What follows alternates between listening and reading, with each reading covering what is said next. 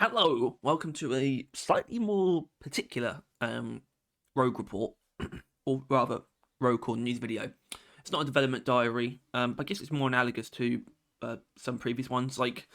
Um, of course, we have this news post. I'll just bring this up just momentarily about the closed alpha launching. I guess it's pretty analogous to that because what we have today is the closed alpha update number 2. Now, this is I think it's a slightly nebulous topic as far as making a really public video like this. Of course, we can because this is a completely public news post, but it's not going to pertain to, in terms of people who have direct experience or will be able to have direct experience with the content that I'm going to be sort of, I guess, reading out essentially from this post. It doesn't pertain to that many people, I suppose, but I suppose the more important part of it is probably about the next playtest and certainly the number of people being let in the second wave of invites.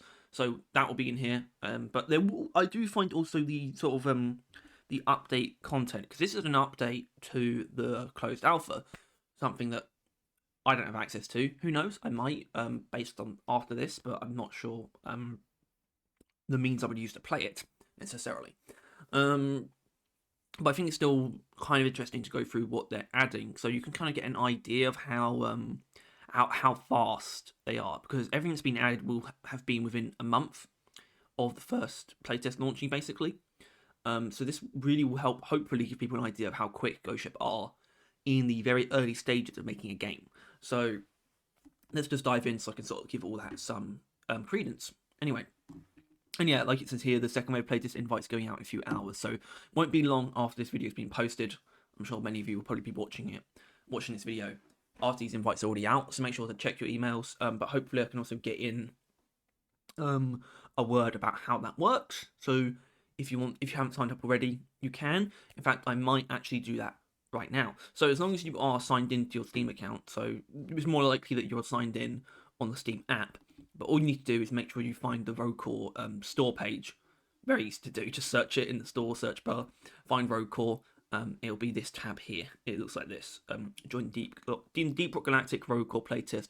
I have done so on the Steam app, so that works. So that's just so you know. And there will be a link to the closed alpha FAQ as well in the description of the video, just to really help you along. If there's any worries. But anyway, let's actually get into the post itself. Right. Hello Reclaimers, we're launching update number 2 to the closed alpha today. That means it's the start of our second playtest for Rogue Core, or well, not quite yet. It'll be in a few hours, like I said. Lots of folks have been asking us about when we're sending out more playtest invites, and we've got news on that right down below. But before that, let's take a quick look at what's coming in this update. And I'm sure they'll talk more about this in the actual development diary for this month, because it's really just a little bullet point list at the moment, but it's still really cool. What's been added to the game? A lot's been added, tweaked, and rebalanced since the closed alpha launch. Here are the main big changes in update number 2. New optional events to tackle during runs, so these are the big sort of Expedite earning events, and also not exclusively, because I noticed one that seemed quite analogous to the like cameras that you can collect that are essentially, they literally act like fossils. They're like cameras that are up on the walls and ceilings that you can collect, and they give you I want to say units, which are sort of a meta upgrade currency. I'm not 100% sure about that, but it looks like it's a similar thing to that, where there are like rogue Boscos, not hostile Boscos, but Boscos that you need to like shoot down and collect or something. Maybe just shoot down. But the main events are sort of the things like the Ram Hammer, so the big events that are maybe timed, like encounters that will earn you like a big chunk of Expedite. There's been more of those added. One of them's like a hacking one where like they're really short point defense objectives, which I think actually looks kind of neat, even if it's quite simple. Anyway. New player upgrades to choose from. That's simple stuff, just fleshing out the variety. Something that will probably happen in literally every update, both in the alpha and after, and after early access is launched. More cave constructions, such as scaffolding, tunnels, and elevators. So this isn't. I don't think this is limited to DLG structures either, but a lot of it is. I've seen some really cool ones. I think there was a really like. There's already the quarry event in the game that sort of takes on quite an interesting structure for the cave, but I think they've added something that's quite similar to that is just a structure. It is just a cave shape, and I think that's pretty cool. And that's also good because I was already really impressed with the work they've done on sort of the cave shapes and like the DLG made structures, like the prefab structures. But to know they are just going to continue to flesh out the variety of that feature of the game, that aspect of the game, as things go on, is really cool because I think, as good as the work they've done is, it's the kind of thing you run into the risk of repetitiveness or repetition pretty quickly. Um, and I also hope they sort of start to like maybe distinguish between like biomes and things like that. Well, who knows? But I think they do have a good eye for fleshing out the variety as much as possible. A bit more depth to class specific upgrades, which I believe they are referring to the bio boosters here. The one thing I think some people, certainly myself, are still looking out for is things that really do actually affect your abilities directly. Now, we do have that technically. We have things that reduce your ability cooldowns, right? Which is affecting it directly. But I think a lot of people are looking out for perhaps things that actually affect what your abilities do. I literally went over this in the last video, but a really simple example is the slicer energy blade shooting out an energy wave, like the Blood Skull blade from Skyrim or something. I mean, there's a lot of stuff you could do there, and it seems to be something that they're not tapping into yet, and they haven't expressed plans to do so. But I think it's the kind of thing that is expected. I think it's fair to say. Anyway, more upgrade options for Cooper, solo mode companion drone, who currently does look like Bosco still.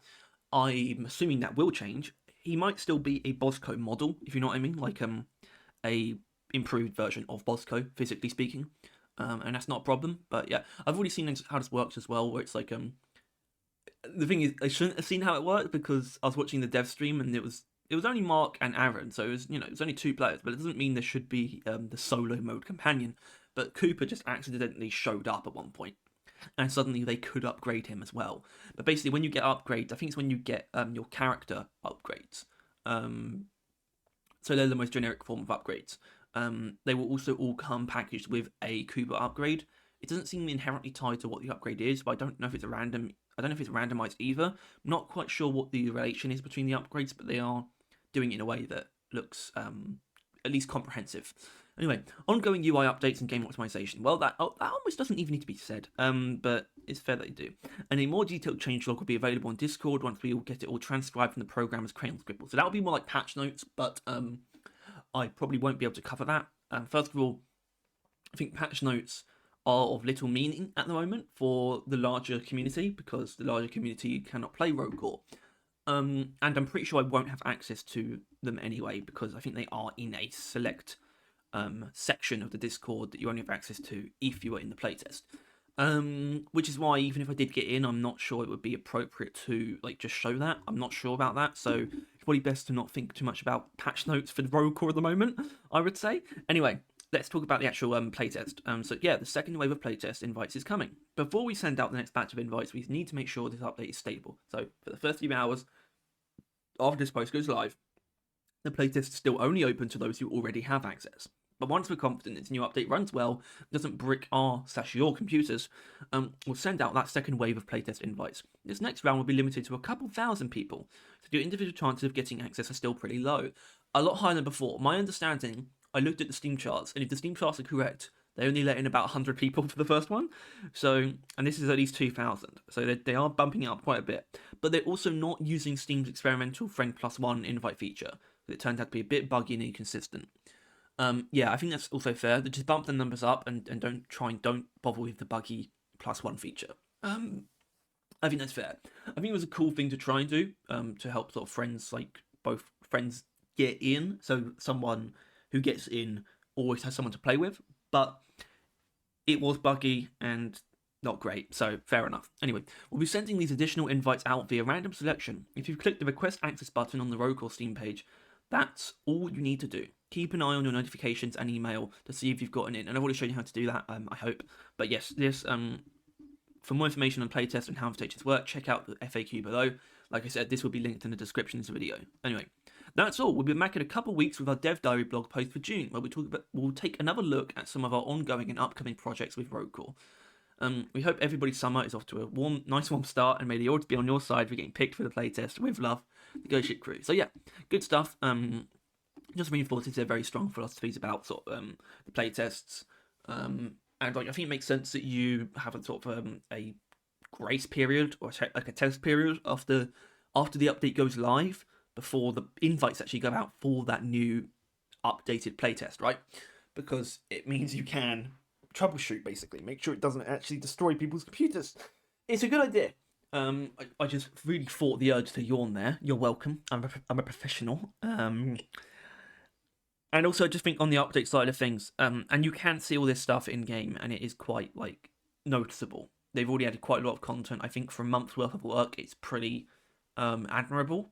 It is the kind of pace that we can probably expect. Maybe only slightly slower once the game actually launches in early access. I would say, if I wanted to briefly look towards the future, I think getting updates of this sort of stature every, let's say, month and a half to 2.5 months would be the sort of upper end. You're going to see something surprising if your experience with Deep Rock has been mainly contained to the season period, especially the last 2 or 3 years. You're going to be hopefully very pleasantly surprised by the way that Ghost Ship handles themselves. Obviously, we do have the wrench of whatever they end up doing with Deep Rock itself once Road Call launches, but obviously we know now that's not explicitly going to be Season 6.